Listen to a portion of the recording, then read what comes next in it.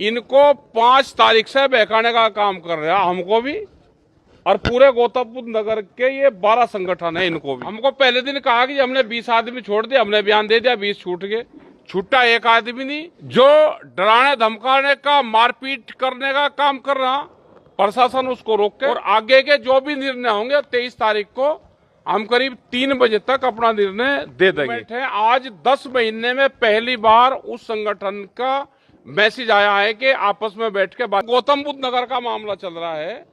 प्रशासनिक अधिकारी इनको 5 तारीख से बहकाने का काम कर रहा है, हमको भी और पूरे गौतम बुद्ध नगर के ये 12 संगठन है। इनको भी अभी करीब 140 लोग जेल में बंद हैं। प्रशासन और सरकार इतनी झूठ बोलती नहीं देखी। हमको पहले दिन कहा कि हमने 20 आदमी छोड़ दिया, हमने बयान दे दिया 20 छूट गए। छूटा एक आदमी नहीं।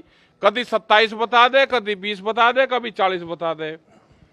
देश में किसान आंदोलनों को दबाने का काम करा जा रहा है। साजिश प्रशासन रच रहा है, पूरी सरकार। उनके पास में 23 दिसंबर तक का टाइम है। इनसे बातचीत का माहौल करें। जितने लोग जेल में बंधे उनको रिहा करें। जो डराने धमकाने का, मारपीट करने का काम कर रहा, प्रशासन उसको रोके। अगर एक थाना करेगा तो हर जिले में थाने हैं। ये नहीं कि लोग गौतम बुद्ध नगर में ही जाएंगे। हम 23 तारीख में यहां से कैडा निर्णय लेंगे और जो भी यहां से घोषणा होगी, मीटिंग अगली होगी तो गौतम बुद्ध नगर में ही मीटिंग होगी। अगला निर्णय लिए जाएंगे। थानों पर होगी तो थानों पर होगी। एक आंदोलन देश में बड़े करने की जरूरत है।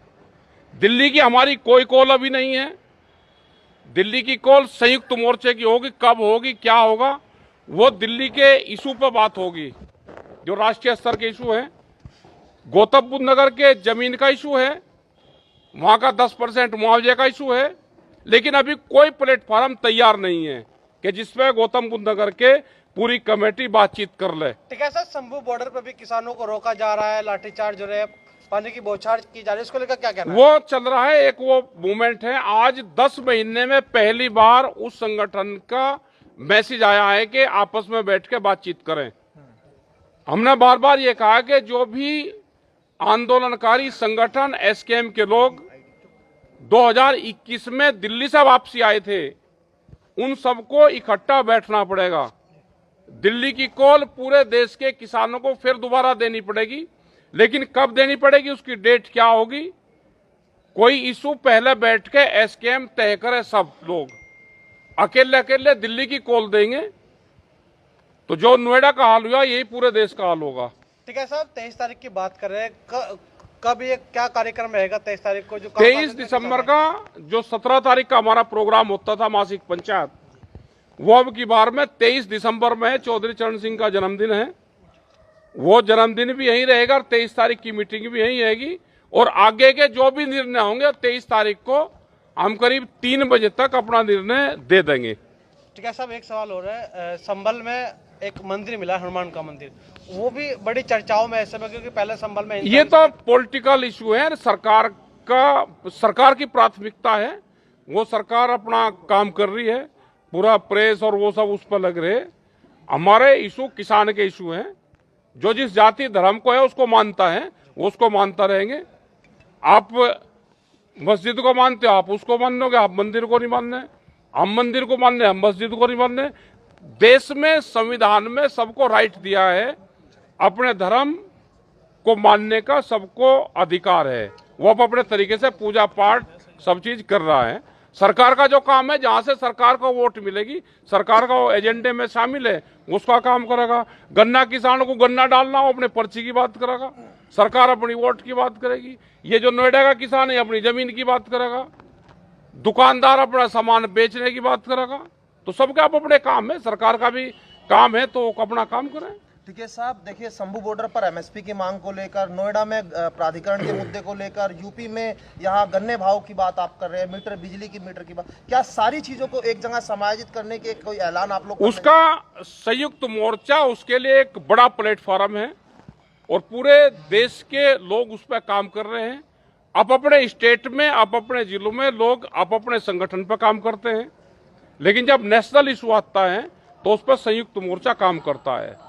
हर क्षेत्र में अलग इशू है, उस पर भी लोग अपने काम करते हैं और आप अपने बैनर, आप अपने झंडे, आप अपने इशू को लेकर लोग आंदोलित और काम कर रहा है। ठीक है, ठीक है।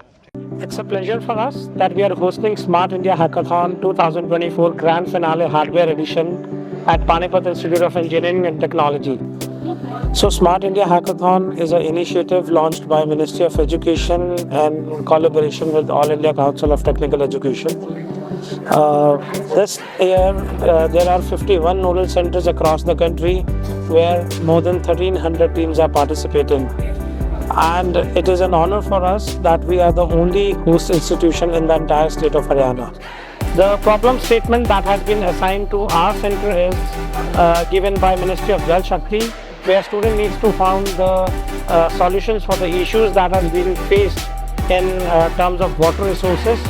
We are hosting 27 teams from different parts of the country that includes teams from Gujarat, Rajasthan, Andhra Pradesh, Tamil Nadu and other various states in the country. While looking at the projects, I feel the solutions that have been given by the students to conserve the water and reuse the wastewater is very important for a country like India. I need to share a happy news with all of you that one of our teams which participated in the Nodal Center of Kolhapur, Maharashtra, also won the first prize for the software edition where our team participated.